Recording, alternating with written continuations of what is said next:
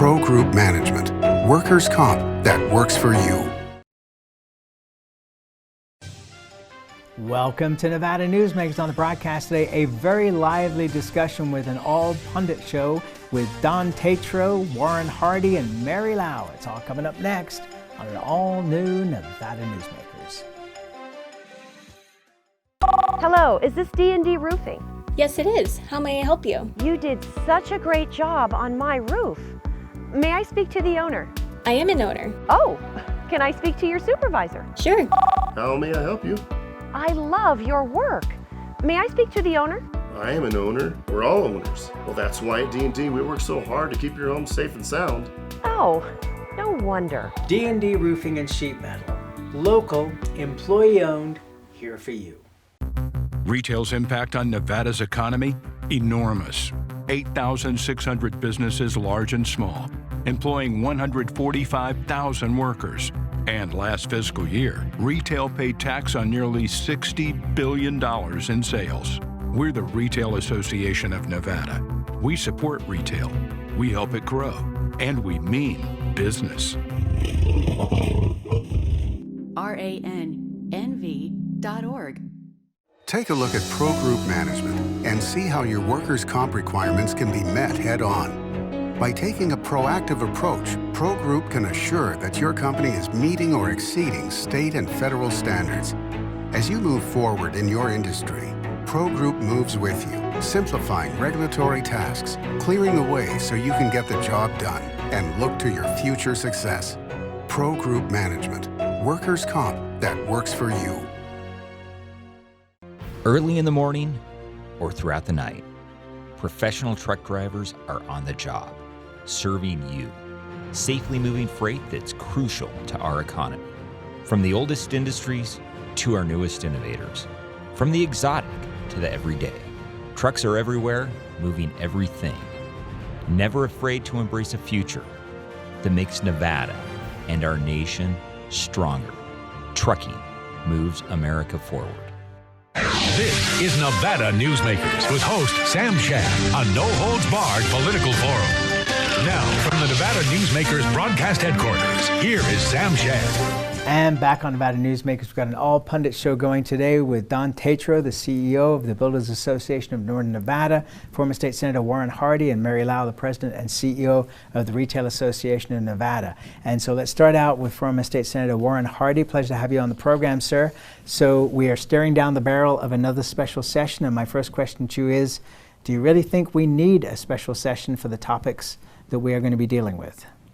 Well, I think it's difficult to say because I don't think we've really seen what's on the agenda yet. I think there will be some need for a special session once we determine what the federal government's going to do in terms of another bailout.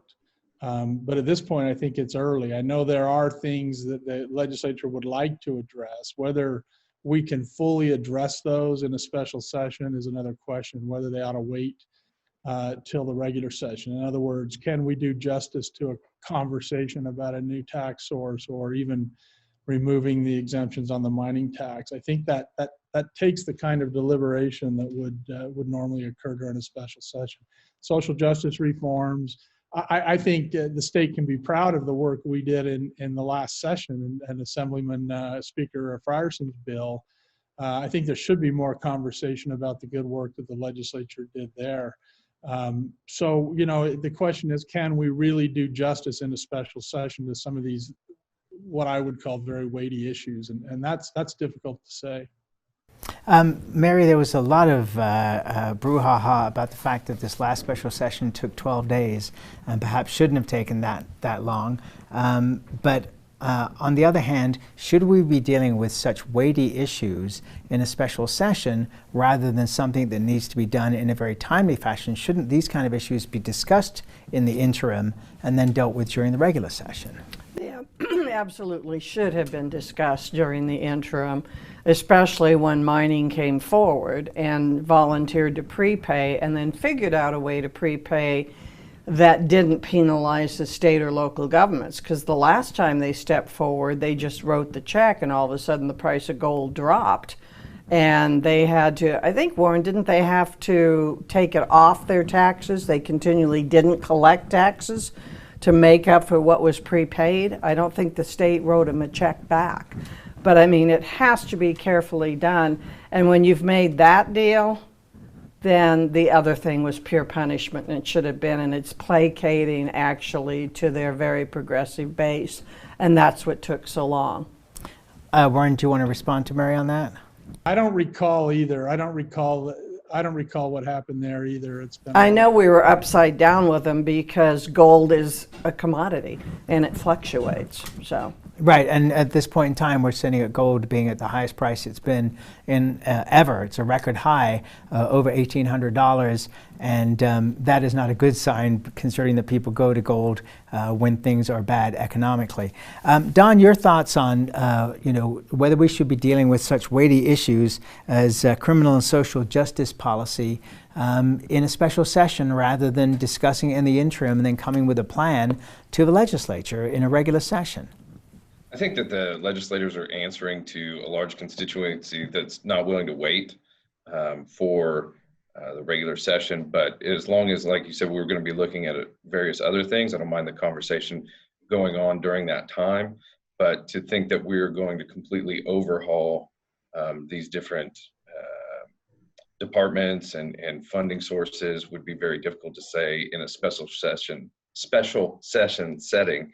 And so I think it's okay to address it while we're looking at the budget issues and some other things that are going to be coming down. But I think it's going to take a lot longer to have a thoughtful discussion where you don't have a lot of unintended consequences from knee-jerk reaction to certain funding mechanisms or bills and that kind of thing. Warren, is it typical that we see this kind of push towards the majority party's agenda 100 days out from an election?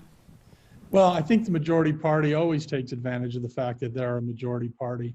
I think the thing that was a little bit off the playbook this time was traditionally when we've got every special session that I've been involved with, either as a legislator or a lobbyist, there's been a lot of discussions leading up to it. And so generally what you do when you go into a special session is just vote. Much of what was done in this last session in terms of special session in terms of the cut is out of the playbook for what you do in times of economic downturn with regard to furloughs, with regard to across the board cuts, with some adjustments and some tuning. I think the session took a lot longer than it should have because we didn't take enough time in the beginning or prior to the session to try to get everybody on board. I think the other thing that created a difficulty was it was not convenient for the various interests to be involved. So generally you have the mining industry, the gaming industry, everybody in the building. It's easy for leadership to kind of have a discussion about proposals. That didn't occur because of the COVID restrictions. So it was a perfect storm of difficulty. But I think the governor seemed to indicate in his call or his indication that he would call a second special session that it seemed like he wanted it to be a little more baked in terms of recommendations and getting the votes on board before they go into special session. Mary, how much responsibility does the governor take in all of this? Huge. He's the one that sets the agenda. And now when we voted in the new law that allows the legislature to call themselves in with 2/3 vote, we found out that part of that IP was that you couldn't tell them when to leave. And that gets really scary because normally it's you can meet from here to here and only cover these topics. But he kept saying, I'm not going to do this, but I'm going to leave it up to them. But, the governor had a reputation as Clark County Commissioner of bullying people, and this whole thing now was a big bully tactic over the mining stuff, so it blew everything up. And the stuff that they're talking about now, my opinion, we don't need a special session for it. Now they're talking about possibly a 30-day moratorium on evictions where you have to do a mediation process, but to Warren's point, that's in the federal bill. Dieter's an absolute mess. 2 months ago, we talked to 2 directors and said, there's national fraud going on. Be very, very careful. About a week or so later, we hear the comment that says, pay all of them, pay all your unemployment stuff, we'll worry about it later. Now the lead story, or one of the stories this weekend, was over 200 million fraud cases and stuff. We had a conference call the other day. We have trade association chamber calls and stuff. And I don't know anybody that hasn't been hit with fraudulent claims. Including the Retail Association. Including the Retail Association. You know, Brian Wachter posted on his Facebook that had he known he wasn't working at retail in July, he would have spent it differently, you know. And our Director of Finance and Communications, I'm waiting for Liz and Andy and I to get our unemployment checks, for Pete's sakes. But the money's swept off into an overnight account and stuff like that. The play into the base is not reserved for special session, and it shouldn't be on either side. And the Democrats are now facing what the Republicans faced a long time ago with the Tea Party. So you have to prove you're Democrat enough, and it's totally interfered with everything of good policy.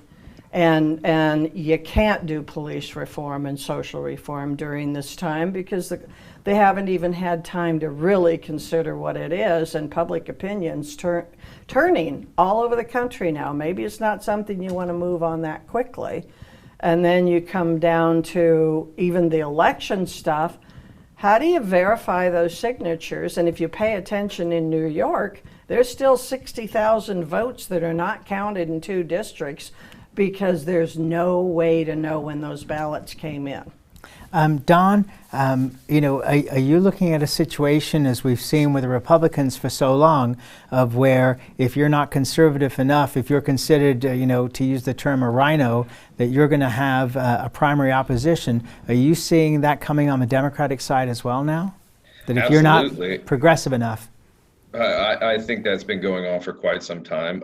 How many blue dogs are left in Congress? You know, those have gone. So we've just seen the march further and further to the left. And just as you've seen primary opposition to those on the right, I think it's going to continue. And it exacerbates our polarization as a community right now, because I think most people are more in the middle or, you know, closer to the center than they are to these fringes. But you have to answer to those with the loudest voice in the primaries. You have to answer to those who actually turn up to vote, and the middle kind of get disgruntled and sort of say, forget it, there's nothing I can do, so they stay home, and you get a louder and louder voice on each end of it, while the middle is kind of forgotten. All of which Sam argues for an open primary on both sides. I think the moderates of both parties should be pushing for open primaries, so that the legislature will represent what America looks like. Okay, and the big question there is, you know, what percentage of our legislature at this point could be considered moderates? That's a question. We'll hold it, and we'll come back and talk about that after this time out. Safety. We all think about it. You think about it when he buckles in, when you check your mirrors and put away your phone. RTC thinks about safety too. In fact, we create it. Center turn lanes mean fewer blind spots. Bike lanes keep cyclists and you safe. Roundabouts reduce injury collisions, and all these crosswalks are designed to keep families like yours safe. Safety is your priority, and it's ours too. Every day, in everything we do. Ahern Rentals began as Signal Gas Station on Las Vegas Boulevard. Founder John Ahern grew the business by offering rentals. His son Don built on John's legacy, growing Ahern Rentals into the largest independently owned American rental company, with 89 locations in 30 states. Don also brought his experience and vision to equipment manufacturing with Extreme Manufacturing and Snorkel. Today, Ahern Rentals continues to bring its family values to a new generation. Learn more at ahern.com. Hi, I'm Eric Robnett, owner of Home Energy Experts. Has this ever happened to you? Honey, did you remember to turn down the thermostat? Forgetting to set the temperature? Not fun. We can help.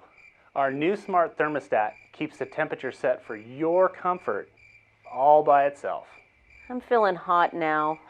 To increase your comfort, go to homeenergyexperts.com for details. That's homeenergyexperts.com.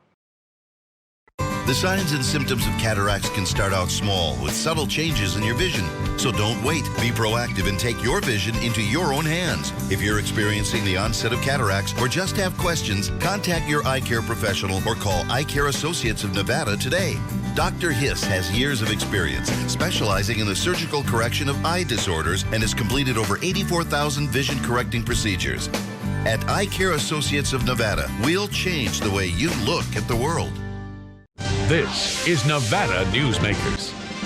And back on Nevada Newsmakers, we continue our conversation with an all-pundits show with former State Senator Warren Hardy, Mary Lau, President and CEO of the Retail Association of Nevada, and Don Tatro, the CEO of the Builders Association of Northern Nevada. So, Mary, let's go back to my question. Are there enough moderates to push for, say, an open primary? I don't know that you could get a vote for an open primary right now. There's a lot of moderates, but they've managed to take a few of them out. I'll use Ellen Spiegel as an example on that. She was a very solid legislator, and she's worked with everybody, and she all of a sudden was considered too moderate. And it used to be that as soon as your early voting numbers came in, you knew how that held. That election was done. I remember when Joe Heck defeated Ann O'Connell, it was her early voting numbers, and she said, you should go to the party, meaning the Republican Party, watch party now because my race is done. And she lost by that amount. Ellen comes out ahead by almost 600 votes and suddenly loses and stuff. So that cannibalization is there. So people are concerned about being, Dean Heller wasn't Republican enough, so he was gone. Our moderates are our cowboys, pretty much in the Republican Party and stuff, and their term of office is tenured, so tenured, coming to a close. Sorry, term limited, and it's going to change. But right now, you have to be dancing on either your right foot or your left foot, or somebody's going to take a shot at you. You agree, Don? Yes, and I think another problem is that it's always focused on the issue du jour. We have this whatever is boiling into the headlines of the day in the national media.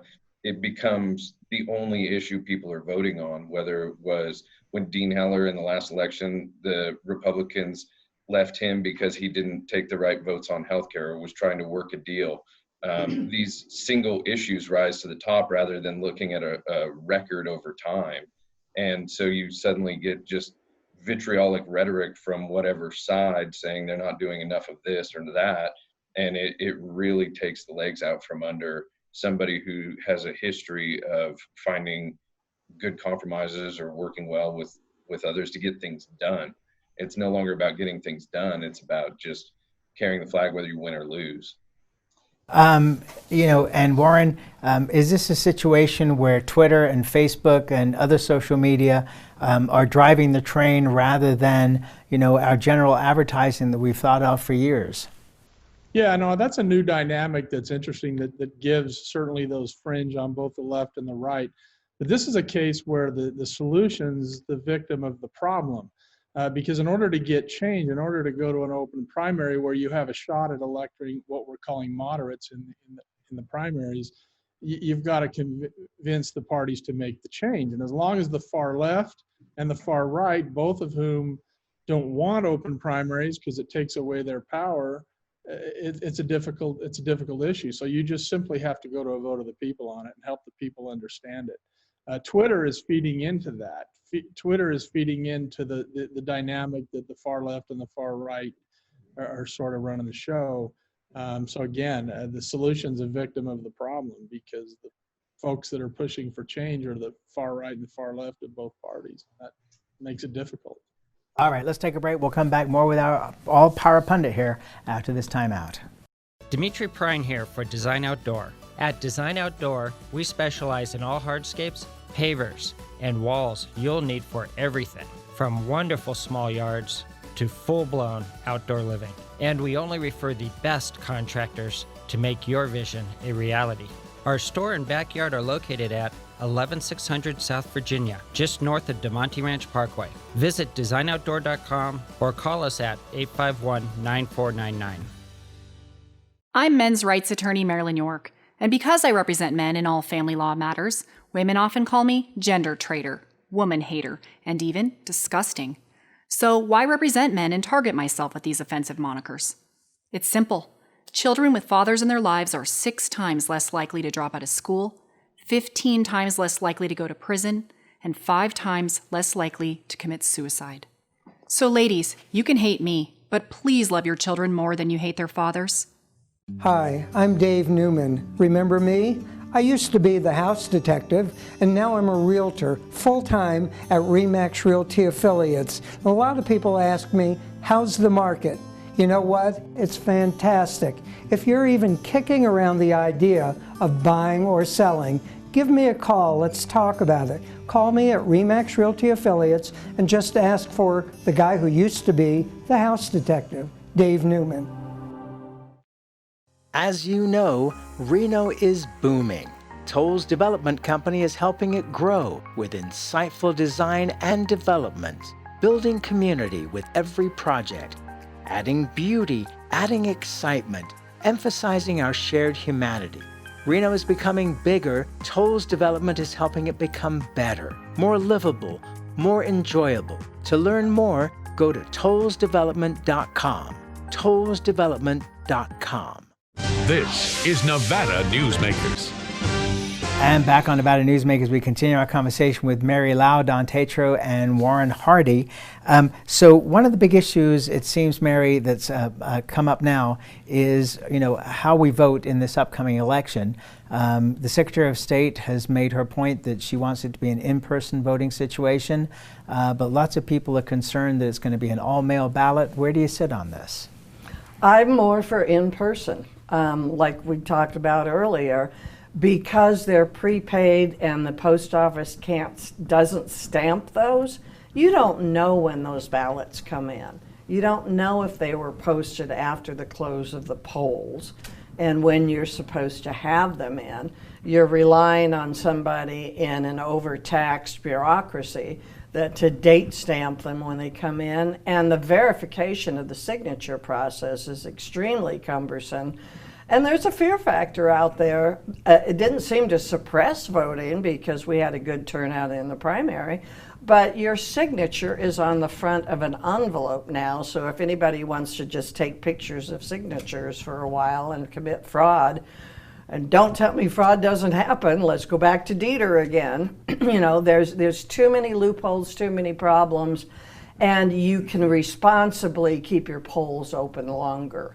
You can socially distance. You can put more machines out there if you have them, or change the locations and make it more convenient. I mean, there is ways that it can be handled, but a mail-in ballot, I've never seen the switch and the turnaround like an Ellen Koivisto stuff, or Ellen Koivisto, now I'm aging myself really good, Ellen Spiegel, like what happened there. So, personally, I think there's a better way to go, and I very much support our Secretary of State on that.